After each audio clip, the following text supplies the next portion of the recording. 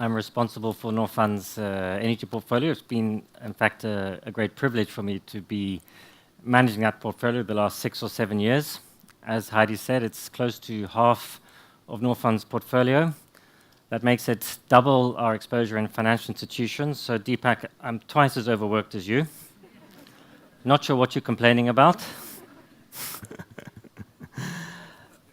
I think earlier speakers have said something about the connection between energy, infrastructure, and development. And I think for those of us working with the projects, you know, the day-to-day work, it's long meetings, it's frustrating negotiations, it's tedious telephone conferences.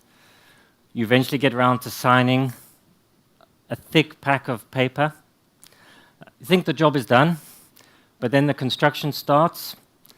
You see a shiny power plant emerging in the desert, or a hydropower plant in the mountains, and eventually it's commissioned, a fantastic piece of machinery. And yet it's sometimes difficult to see the connection between that, this piece of equipment, this piece of technology in people's lives. And I think you have to imagine, you know, the energy generated, the kilowatt hours coming out of that machine through the network in the country and ultimately into people's houses, factories, shops, and being utilized. And I think that's really what the connection between what we do and the development story is all about. And I think that the story, in a sense, is fairly simple. You know, that development is dependent on private sector activities. The private sector is dependent on power supply. And power shortages are one of the critical bottlenecks we see in economies in which we work, really one of the critical bottlenecks. So I think what Norfund does in our investments, it's not just about the capital. There is money around, but it's also about the competence. It's about teaming up with partners, Statkraft, Scatec, Aldrich, others, people who can make things happen on the ground. And I think that's a lot of what we are trying to achieve with our development. And I think also we heard earlier today from our speaker from the OECD that still a lot of infrastructure is financed from the public sector. But when you see the numbers out there, you know, here, $40 billion capital requirement per year in the African power sector, these numbers are staggering. They're difficult to imagine. And the public sector budgets are simply not large enough. It's just not going to happen unless the private sector and private capital comes to the table. We've heard a little bit earlier today about solar investments, and Shell has mentioned that Norfund is entering into a new partnership with Scatec Solar. We have agreement with them. We should be signing this tomorrow. And I think it's just another milestone in a partnership we have been building up with Scatec Solar over the last few years. I mean, we have 200 megawatts of power plants financed. The last of these 4 power plants is undergoing commissioning as we speak, mostly in South Africa, but also in Rwanda. And although the power plant in Rwanda is the smallest of the 4, it's actually by far the largest in terms of contribution to the country's electricity generation. It's close to 10% of installed capacity in that country. So it's a relatively small project, but tremendously significant for the country. And I think the context of this, and you'll hear more from this from others who know the subject better than me, but we've seen the costs of solar declining dramatically just in the last few years even. I think the South African program, which has been a competitive process, has seen the power prices generated from new solar power projects drop by 70% just over the last 2 or 3 years. So it's been a tremendous development, and we're very happy to be deepening this partnership with Scatec Solar and being able to take it forward into other countries, other projects. We'll be supporting them both in funding the development of new projects, often a long and tedious process, and in actually financing the capital themselves in the new projects. So we're looking forward to extending that partnership in the coming years. A few words on our strategy. I think, as I mentioned, a lot of what we try to do is about working with partners. We're a financial institution as Norfund.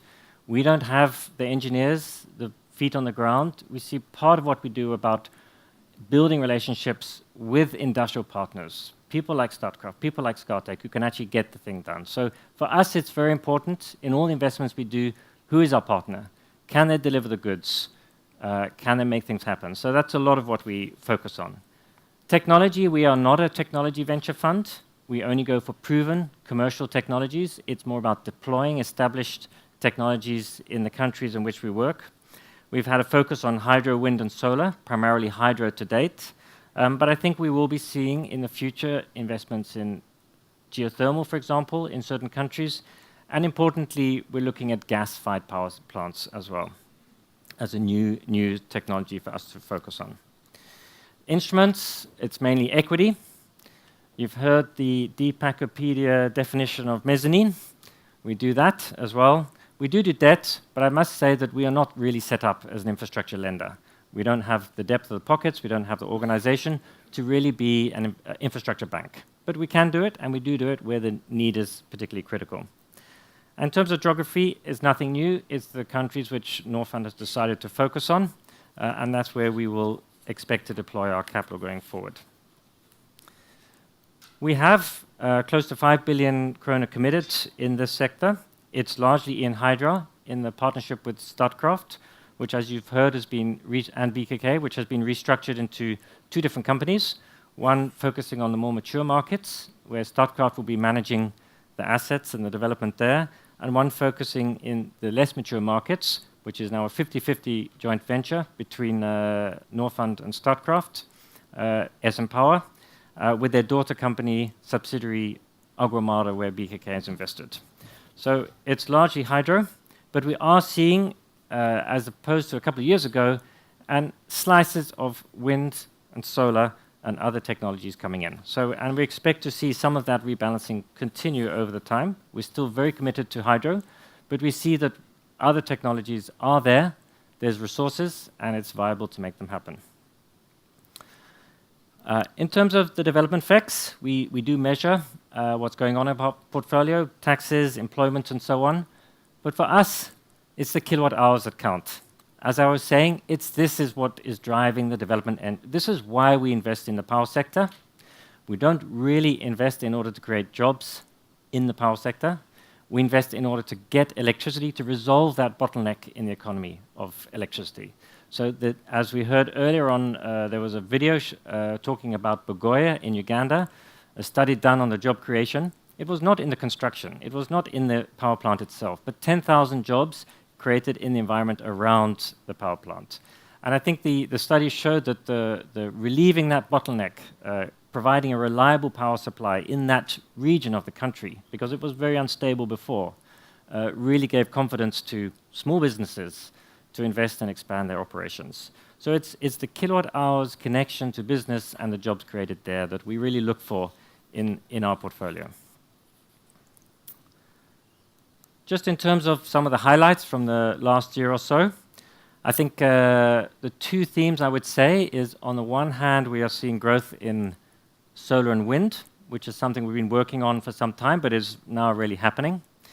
And also extending our partnership in hydropower. As Kjell mentioned earlier, we have successfully completed the restructuring of SM Power, and we're very pleased that that has given us a new basis for a long-term relationship with Statkraft and BKK. We hope that they will join us in SM Power at the mother company.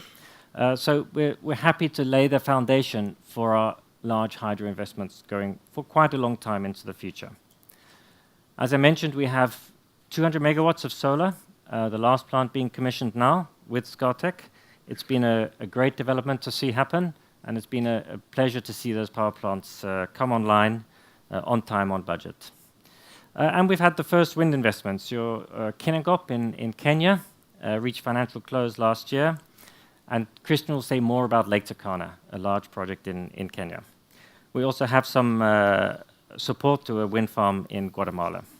So those are some of the highlights we've had for the last year. Looking forward, we definitely will continue our investments in hydropower space, particularly via SM Power.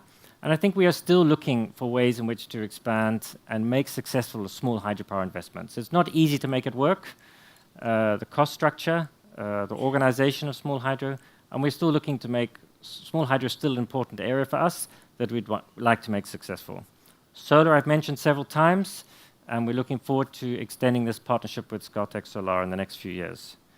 And wind, we're seeing there are strong wind resources, particularly in East Africa, and we'd like to work to establish new partnerships to take this forward. I think, like all other technologies, you need to know what you're doing with the technology, and we'll be looking to try and take this forward with our partners.